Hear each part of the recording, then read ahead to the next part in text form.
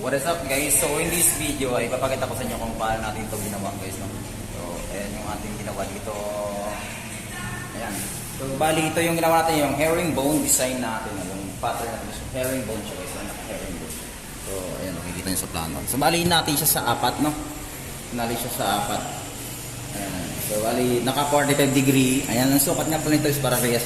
Magkakatulad siya guys, no? So bali 84.5 something yan. 84.5. Magkaganon. So, pinagpuputol-putol ko ng diretso, tapos sinulugan yung sentro, tapos ayun, magkakapattern na siya guys.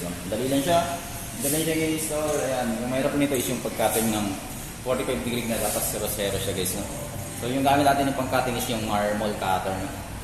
Ayan, para suaves. Para yung, pati yung likod is pantay na pantay. Ayan. So, marble cutter kaya lang yan. Yung grinder pwede rin guys. No? Then, didikitan natin na yung pandikit natin dito na ginamit is yung liquid nail or yung Pioneer Pro na liquid nail, no? So bali ayan, yan yung mga supporter na screw para sa layout natin. Puro tanggalin natin ito pag tumuyo na siya guys.